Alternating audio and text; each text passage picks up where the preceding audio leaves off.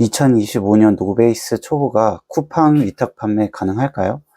사실 이전에도 관심은 많았는데 고민만 하다 시작도 못했었거든요. 많은 사람들은 이렇게 말씀하십니다. 지금 쿠팡은 생산자보다 판매자가 너무 많다. 유료 프로그램 없으면 못 판다. 상품 10,000개 올리면 한두 개 팔린다.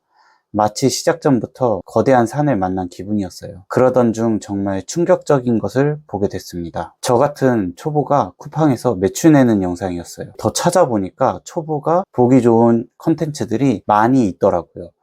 그것들을 종합해서 정리하기 시작했습니다. 3억에서 10억 낸 셀러들의 컨텐츠를 중점적으로 참고했어요. 정리한 정보를 참고하시면 분명 수월하게 위탁 판매를 하실 수 있을 거예요. 시청 전 구독과 좋아요 부탁드립니다. 먼저 위탁 판매가 돈 버는 구조는요. 상품을 등록하고 주문이 들어오면 상품을 갖고 있는 상품 판매자에게 주문 정보를 넘겨줍니다. 판매자는 주문 정보대로 소비자에게 발송을 해주고 저희는 중간 마진을 먹는 구조예요. 위탁 판매의 장점은 저희가 재고를 가지고 있을 필요가 없다는 점입니다. 안 팔려도 손해볼 것은 전혀 없다는 거예요. 위탁 판매 시작 전 준비물이 있습니다. 사업자 신고와 통신 판매업 신고, 그리고 쿠팡 위임 가입입니다. 이 내용까지 넣으면 영상이 너무 길어져요. 잘 설명된 영상들이 많고 어렵지 않으니 각자 준비해 주시면 됩니다. 제가 헷갈렸던 부분 하나 말씀드리자면요. 쿠팡 위임 가입을 하면 판매자 정보 입력을 해 주셔야 하는데 여기서 비즈니스 형태를 정하게 됩니다. 저희는 위탁 판매를 진행하기 때문에 위탁 판매로 설정을 해주시면 돼요. 저는 위탁 판매로 설정을 하면 쭉 위탁 판매밖에 못하는 줄 알고 걱정을 했었어요. 크게 중요한 부분은 아니라고 합니다. 그냥 걱정 없이 위탁 판매로 설정하시면 돼요. 제출을 하고 나면 이렇게 검수 중이라고 표시됩니다. 여기까지 크게 어려운 부분 없을 거예요. 이제 첫 상품을 등록해야 하는데요. 위탁 판매를 진행하기 때문에 도매몰에 있는 상품을 소싱하게 됩니다. 도매몰은 대표적으로 도매매, 오너클린 등이 있고요. 도매매에서 아무 상품이나 등록할 수는 없잖아요. 그래서 이 부분이 이 영상의 엑기스인데요. 상품을 정하는 몇 가지 기준들입니다. 첫 번째, 시크릿 모드에서 쿠팡의 검색 시 1위에서 10위까지 로켓 배송이 비교적 적은 상품군. 두 번째, 상품 리뷰 수 200에서 300개 정도인 상품. 세 번째, 도매매나 오너클랜 같은 도매몰에 있는 상품. 네 번째, 가격이 5,000원 이상인 상품. 다섯 번째, 원가율 33% 이상인 상품. 여섯 번째, 도매국 도매매 소싱 시 판매자 등급 2등급 이상인 상품. 일곱 번째, 의료 상품은 제외한다.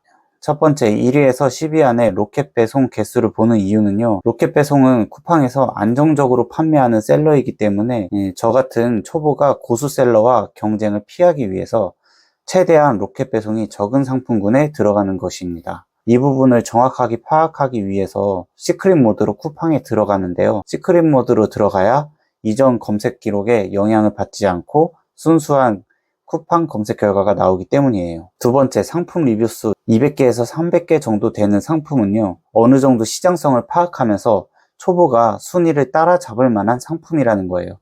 최소한의 시장성과 경쟁할 만한지 보기 위해서 봅니다. 세 번째, 도매몰에 있는 상품을 하는 이유는 상품 등록할 때 도매몰에 있는 상세 페이지를 그대로 사용할 수 있어요. 그렇기 때문에 저희 같은 초보는 상세 페이지를 직접 제작할 필요가 없는 겁니다. 여기서 주의사항이 하나 있는데요. 주문이 들어오면 배송을 위해서 주문 정보를 도매몰 판매자에게 넘겨주게 됩니다. 고객의 개인정보를 넘겨주기 때문에 법적으로 민감한 부분이에요. 이 부분을 해소하기 위해 상세 페이지 하단에 이 상품은 위탁 판매로 개인정보가 공급처에 제공된다는 점을 명시해야 합니다. 네 번째, 가격 5,000원 이상인 상품을 보는 건 존버셀러님의 영상에서 언급된 부분인데요. 가격 5,000원 이하 상품군은 시장 가격이 무너졌다고 표현을 하더라고요. 이 부분은 아마 마진이 별로 안 남는 시장이라 이렇게 말씀하신 것 같습니다. 다섯 번째, 원가율 33% 이상 되는 상품을 보는 방법은요. 판매할 상품 원가를 판매 가격으로 나눠보는 겁니다. 이때 33%는 되어야지 어느 정도 수익이 난다고 봅니다. 여섯 번째, 도매국, 도매매 판매자 등급을 보는 이유는 판매자 등급이 1에서 2등급 정도 되는 판매자는 소통이 원활하다고 해요. 저 같은 초보는 경우에 따라서 여러 가지 변수가 있는데 이와 관련해서 문의를 할 수밖에 없습니다. 이때 판매자가 소통이 안 되면은 저 같은 초보는 멘붕이 되겠죠. 초보 때는 판매자와 소통이 잘 되는 그런 상품을 선택해야 합니다. 7번째, 의류 상품은 사이즈 문제로 반품률이 높아 초보에게 적합하지 않다고 합니다. 저는 언급한 조건들을 보면서 상품을 찾다 보니까 생각보다 마진이 별로 안 남더라고요. 그래서 위탁 판매는 마진이 적다고 생각을 했었는데 고수셀러들 대부분은 초보 때 낮은 위험으로 판매 경험을 쌓는 게 중요하다고 하더라고요. 사입하고 재고가 남으면 손해는 제가 다 떠안아야 되기 때문에 초보인데 그럴 리스크를 감당할 필요는 없잖아요. 대신 경험을 쌓고 그 다음에 사입으로 넘어가 수익률을 높이라고 추천합니다. 찾은 정보를 토대로 직접 하면서 느낀 점은 상품을 정하는 부분에서 저 같은 초보는 버거움을 많이 느낄 것 같아요. 앞에 제시된 조건들을 모두 충족하는 상품을 찾으려면 저 같은 초보는 익숙하지 않으니까 하루도 더 걸릴 것 같았어요. 지금 실제로 제가 하루 정도 찾아봤는데 못 찾았거든요. 그렇지만 힘든 만큼 해낸다면 꽤 큰 수익을 낼 수 있겠더라고요. 제가 해보고 결과가 나온다면